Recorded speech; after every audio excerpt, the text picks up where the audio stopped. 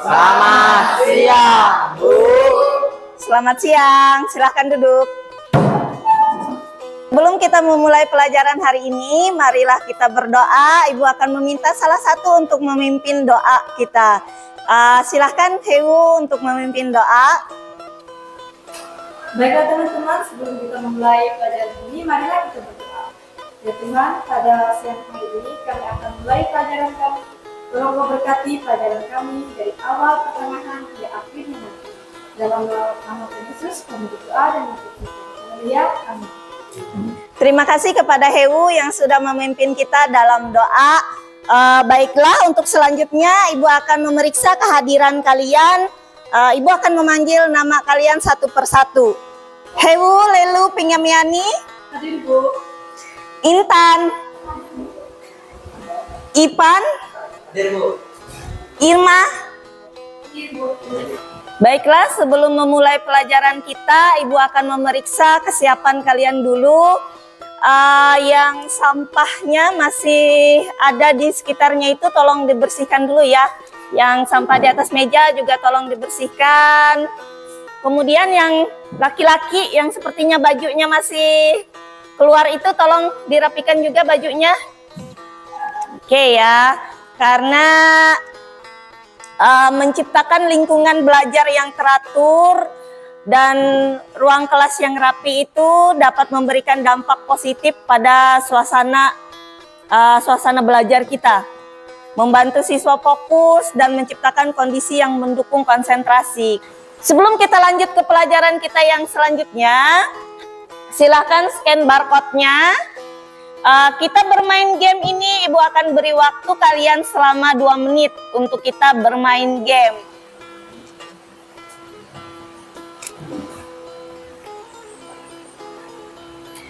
Kalau sudah selesai main gamenya, jangan lupa tulis nama supaya kita tahu siapa yang sudah selesai, gitu ya. Ibu akan pantau dari linknya. Oke, sudah masuk semua ya. Kalau berdasarkan skor yang terlihat di sini, sepertinya kalian sudah memahami semua ya masalah materi konfigurasi elektron ini, materi kita pada hari ini.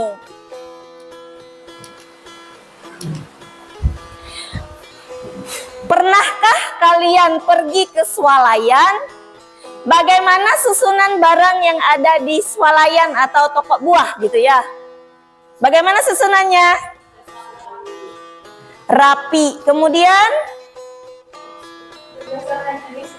berdasarkan jenisnya. Begitu ya. Susunan barang yang ada di toko swalayan itu terlihatnya rapi. Kemudian disusunnya berdasarkan jenis. Selanjutnya, mengapa barang-barang tersebut harus disusun berdasarkan jenisnya? Ya, Rocky. Untuk mudah dicari. Apa dasar pengelompokan barang-barang di toko swalayan dan toko buah itu? Siapa yang punya pendapat apa dasarnya? Hewu, ya silakan Hewu. Dasar pengelompokan barang berdasarkan jenis produk seperti buah ditempatkan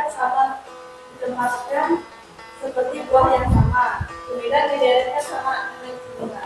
Iya, kalau buah ditempatkannya buah, misalnya buah apel gitu ya, buah anggur nanti tempatnya, atau kalau sabun gitu ya. Bagaimana hubungan konfigurasi elektron dengan letak unsur dalam tabel periodik? Bagaimana Nopri hubungannya? Menentukan periode dan golongan serta blok dalam tabel periodik. Oh ya, menentukan periode golongan. Kalau di materi sebelumnya kita sudah mengenal ya, periode golongan kita sudah kenal. Kemudian ada yang juga namanya blok. Ada pendapat yang lain hubungan konfigurasi elektron dengan letak unsur dalam tabel periodik? Ada pendapat yang lain?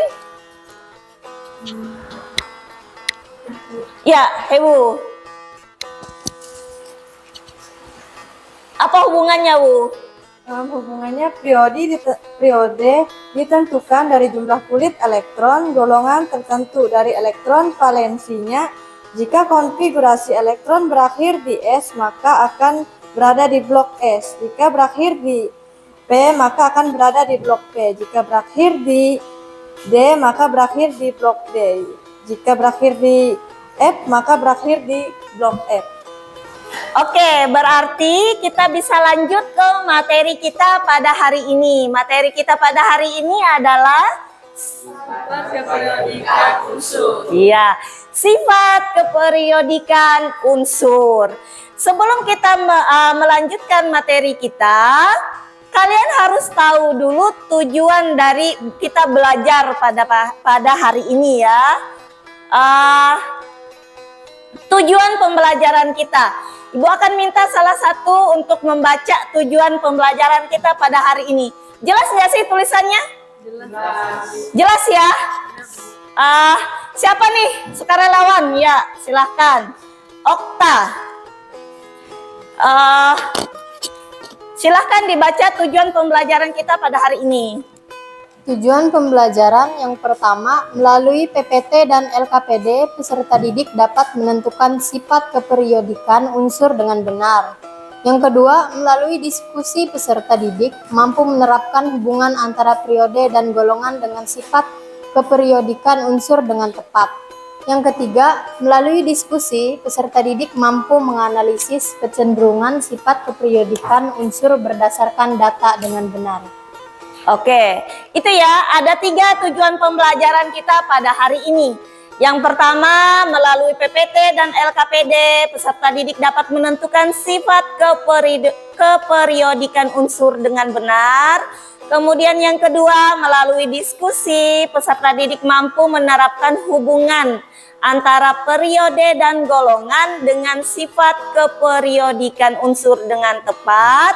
Kemudian yang ketiga, melalui diskusi, peserta didik mampu menganalisis kecenderungan sifat keperiodikan unsur berdasarkan data dengan benar. Itu ya, 3 tujuan ini yang Ibu harapkan bisa kita capai pada hari ini ya.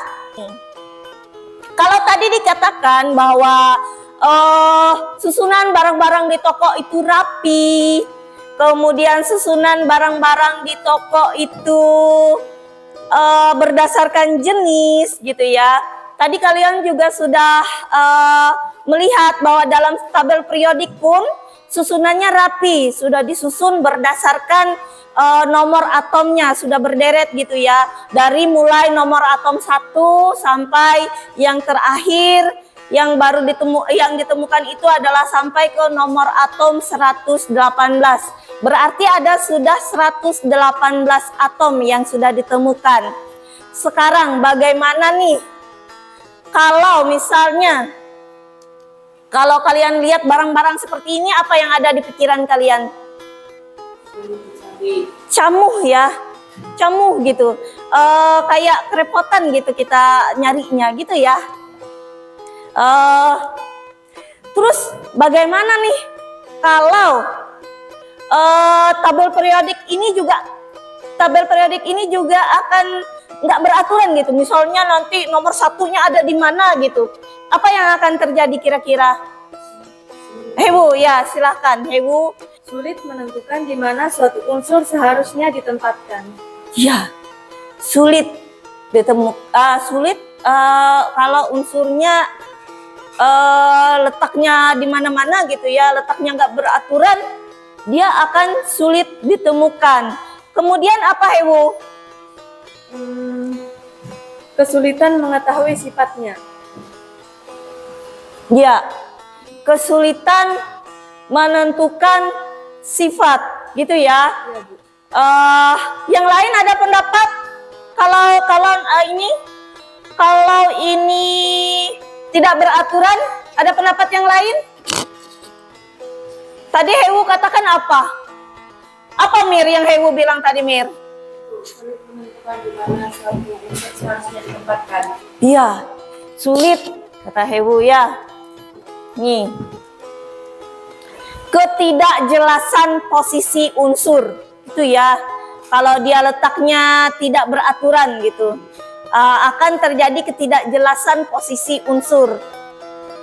Dalam tabel periodik kita harus memahami susunan unsur-unsur dalam tabel periodik unsur. Kemudian bagaimana sifat mereka bervariasi secara beraturan. Itulah kenapa kita hari ini mempelajari sifat keperiodikan unsur. Oke ya. Sekarang Ibu akan bagi kalian dalam kelompok. Di sini Ibu sudah membagi kalian dalam 4 kelompok. Satu kelompok terdiri dari 4 orang. Kemudian nanti yang ini sudah Ibu bagi secara heterogen. Jadi yang kemampuannya ini sudah Ibu bagi rata gitu. Harapan Ibu supaya kerja kelompoknya juga berjalan dengan lancar, dengan baik gitu ya. Supaya ini nih, yang tidak paham bisa nanya ke temannya yang paham gitu ya. Kelompok 1 itu adalah kelompok Dona. Kelompok 2 kelompok dari Hewu dan Lilis. Kelompok 3 itu kelompoknya Intan dan Yoel beserta teman-teman. Selanjutnya kelompok 4. Kelompok Ipan beserta dengan Reva. Yang ini Reva. Ya, itu adalah LKPD-nya. LKPD kalian hari ini. Silahkan kalian lihat dulu petunjuknya. Dibaca dulu petunjuk pengerjaannya. Kemudian silahkan itu didiskusikan bersama temannya. Jika ada yang kurang dipahami, silahkan panggil Ibu untuk bertanya. Kemudian Ibu persilahkan kalian menggunakan literatur yang ada untuk menjawab dari pertanyaan yang ada di LKPD-nya itu. Untuk menambah pemahaman kalian, silahkan gunakan literatur online. Yang bawa HP silahkan gunakan HP-nya untuk mencari literatur secara online, atau gunakan literatur buku. Ya, buku-buku yang ada silahkan digunakan untuk kita menjawab soal-soal yang ada itu ya. Silahkan mulai dikerjakan. Paham? Ada yang mau ditanyakan dulu sebelum kita mulai? Tidak ada. Paham ya? Silahkan mulai dibaca dulu, dipahami setiap soal yang ada.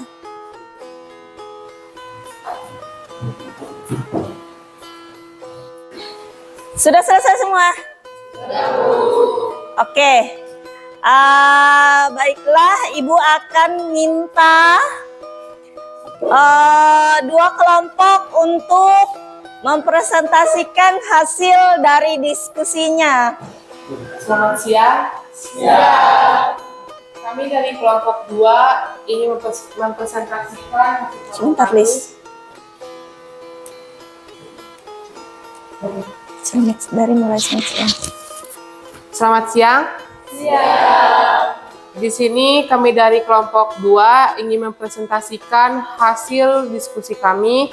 Sebelum saya membacanya, saya akan memperkenalkan nama-nama atau anggota kelompok kami. Yang pertama dengan saya sendiri, Lilis Andrani Senaga, dan kedua Heulelu Pingamiani, dan yang ketiga Nopriansyah, dan yang keempat Samuel Oktaveri. Di sini saya akan membacakan hasil diskusi kami dari kelompok 2. Yang pertama adalah tentang jari-jari atom. Yang A, berdasarkan gambar di atas, maka dapat disimpulkan yang dimaksud dengan jari-jari atom adalah jari-jari atom adalah jarak antara inti atom sampai dengan elektron di kulit luarnya. Dan yang B, berdasarkan grafik tersebut di atas, jawablah pertanyaan di bawah ini. Yang pertama, bandingkanlah besar jari-jari atom dari Li, Na, K, Rb, dan Cs. Urutan jari-jari atom dari yang terbesar sampai yang terkecil adalah Dari yang terbesar adalah CS, Rb, K, Na, dan sampai yang terkecil adalah Li. Dan yang B adalah dalam sistem periodik unsur Li, Na, K, Rb, dan Cs terdapat pada golongan sama ataukah periode yang sama. Unsur Li, Na, K, Rb, dan Cs terletak pada golongan sama, yaitu 1A. Dan yang C, bandingkan besar jari-jari atom dari Li sampai F, Na sampai Cl, K sampai Br. Dari Li sampai F, Na sampai Cl, K sampai Br, jari-jari atom cenderung semakin kecil. Dan yang D, dalam sistem periodik Li sampai F, Na sampai Cl, K sampai Br, masing-masing terdapat pada golongan sama ataukah periode yang sama? Jawabannya adalah periode yang sama. Yang E, dalam satu golongan pada sistem periodik dari atas ke bawah, jari-jari atom cenderung semakin besar. Dan yang terakhir, dalam satu periode pada sistem periodik dari kanan ke kiri, jari-jari atom cenderung semakin besar. Demikian jawaban hasil presentasi kami. Apakah ada jawaban yang beda dari kelompok yang lain? Punya kami berbeda di jawaban. Perkenalkan diri dan kelompoknya. Perkenalkan, saya Dana Arimatea dari kelompok 1. Untuk jawaban yang berbeda terdapat pada bagian F dengan soal dalam satu periode pada sistem periodik dari kanan ke kiri, jari-jari atom cenderung jawaban kami semakin kecil. Ya, kalau jawaban Lilis yang bagian F ya. Dalam satu periode, perhatikan teman-temannya yang lain dari kelompok yang lain. Dalam satu periode pada sistem periodik dari kanan ke kiri, jari-jari atom cenderung semakin, kalau punya kalian semakin apa? Semakin kecil. Kelompok yang sana semakin apa? Semakin kecil. Semakin kecil. Coba tolong Dona jelaskan kenapa punya kalian semakin kecil. Jawaban kami semakin kecil karena berdasarkan konfigurasi elektron dari kiri ke kanan, elektron valensinya semakin banyak sehingga daya tarik inti ke kulit terluar semakin besar, jadi jaraknya semakin kecil. Gitu, Lis. Bagaimana, Lis? Kira-kira yang benar yang mana nih? Kecil, Bu. Semakin kecil. Kayaknya kami dari kelompok salah melihat grafiknya. Oh ya. Hanya dibilang besar. Ya. Salah membaca grafik ya. Makanya itu semakin besar kata kelompok Lilis. Padahal itu memang semakin kecil. Kesimpulan, materi kita hari ini ada berapa? Ada 2. Yang pertama apa? Yang pertama jari-jari atom. Yang kedua energi ionisasi. Jadi kita ambil kesimpulan dari yang pertama dulu. Yang pertama, kesimpulan yang pertama apa kira-kira? Jari-jari atom. Jari-jari atom. Apa yang dimaksud dengan jari-jari atom?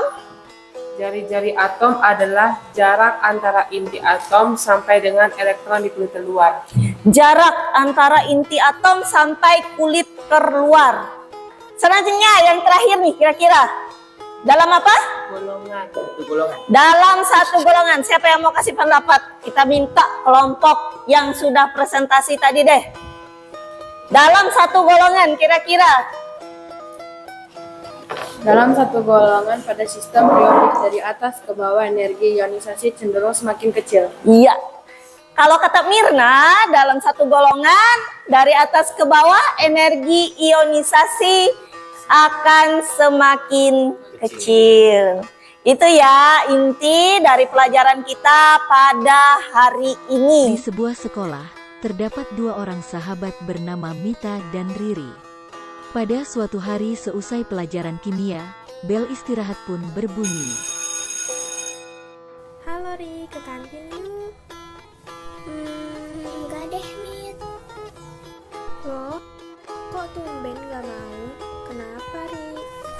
paham nih cara membedakan sifat periodik unsur. Oh, itu materi yang baru diajarin tadi kan? Kebetulan aku udah paham. Mau aku bantu jelasin nggak? Wah, iya mau nih. Gimana kalau jelasinnya sekalian kita jalan ke kantin? Boleh banget dong. Sifat periodik unsur itu terdiri dari jari-jari atom, energi ionisasi, afinitas elektron, dan keelektronegatifan kan? Terus gimana cara membedakan jari-jari setiap atom? Dalam satu golongan itu, semakin ke bawah jumlah kulit semakin banyak, volume atom jadi lebih besar sehingga jari-jari atom akan semakin besar. Kalau dalam satu periode gimana, Mit? Dalam satu periode jumlah kulit nggak bertambah, Ri. Tapi jumlah elektron di kulit terluar bertambah, menyebabkan tarikan elektron terhadap inti atom semakin kuat. Jadi jari-jari atomnya semakin. Nah, gitu. Itu adalah gambaran singkat mengenai jari-jari atom dan energi ionisasi, gitu ya. Ada yang mau ditanyakan dari materi ini? Tidak ada? Paham ya semuanya? Oke, baiklah. Karena semua sudah paham, silahkan kembali dulu ke posisi awal. Ibu akan sedikit merefleksi pembelajaran kita pada hari ini tentang jari-jari atom dan energi ionisasi. Tadi dikatakan jari-jari atom itu adalah jarak dari inti atom ke kulit terluar. Itu adalah jari-jari atom. Jari-jari atom itu adalah jarak dari inti ke kulit terluar. Kemudian dalam satu periode dari kiri ke kanan jari-jari atom akan semakin kecil. Dalam satu golongan jari-jari atom akan semakin besar. Kenapa semakin besar? Karena semakin banyak jumlah kulitnya.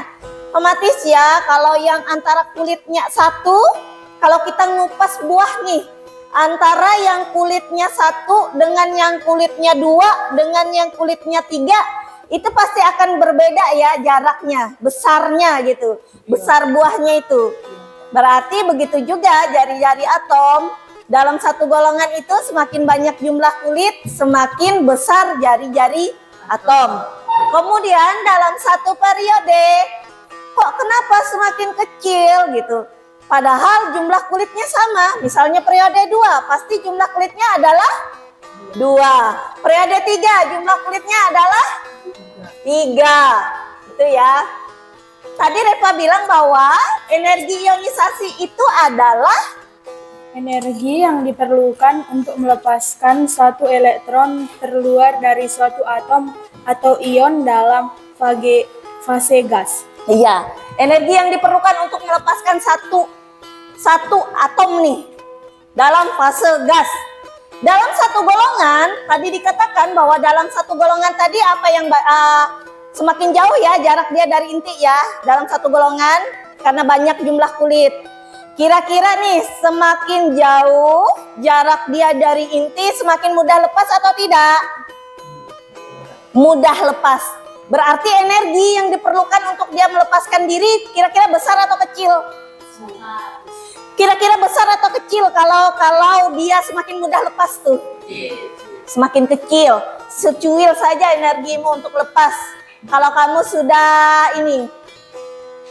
kamu sudah nggak terlalu cinta dengan pacarmu gitu ya, energi untuk kamu melepaskan diri itu nggak perlu nangis-nangis. Jadi mudah aja kamu lepas gitu ya. Itu karena sudah jauh jaraknya, begitu ya. Paham untuk energi ionisasi dan jari-jari atom? Paham. Tidak ada yang ditanyakan? Tidak ada. Berarti kita lanjut. Selanjutnya adalah seperti yang Ibu bilang di awal bahwa kita akan ada post test. Ibu akan kasih waktu 5 menit untuk mengerjakan soal dari post test ini. Silahkan ditulis nama ditulis kelasnya, kemudian kerjakan itu ada 6 soal tentang materi kita pada hari ini. Silahkan itu dikerjakan. Kemudian kalau nanti sudah selesai silahkan dikumpulkan. Ibu kasih waktu 5 menit untuk kita mengerjakannya. Ibu harap 5 menit itu waktu yang cukup untuk kalian mengerjakan 6 soal PG itu. Itu ya. Silahkan mulai dikerjakan.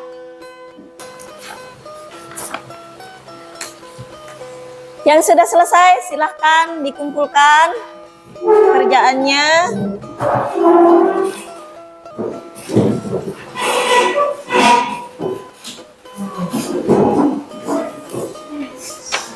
Oke, terima kasih.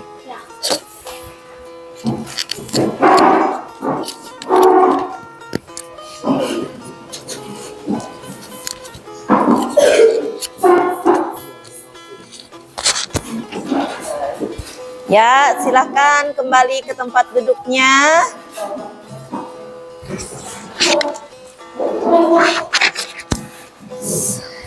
Karena kita sudah selesai post-test, selanjutnya adalah materi kita. Karena hari ini kita cuma membahas 2 materi ya. 2 materi itu adalah afinitas 2 materi jari-jari atom dan energi ionisasi. Materi kita pada minggu selanjutnya itu adalah afinitas elektron dan keelektronegatifan. Itu ya, tolong persiapkan dirinya mengenai afinitas elektron dan keelektronegatifan. Oke? Masih semangat? Masih. Karena kita sudah memulai segala sesuatunya tadi dengan doa, maka kita kembali akan menutup pelajaran hari ini dengan berdoa. Sekarang Ibu akan meminta kembali kepada Hewu untuk memimpin kita di dalam doa. Silakan Hewu. Baiklah teman-teman, kita akan berdoa. Ya Tuhan, pada siang hari ini kami telah menyelesaikan pelajaran kami. Semoga pelajaran ini bermanfaat bagi kami dan berguna bagi kami. Dalam nama Tuhan Yesus kami berdoa dan mengucap syukur. Haleluya. Amin. Amin. Oke. Terima kasih kepada Hewu yang sudah memimpin kita di dalam doa. Sekian itu untuk pelajaran kita pada hari ini. Sampai bertemu pada pertemuan kita selanjutnya.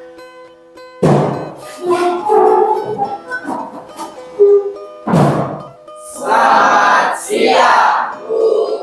Selamat siang. Silahkan beristirahat. Terima kasih.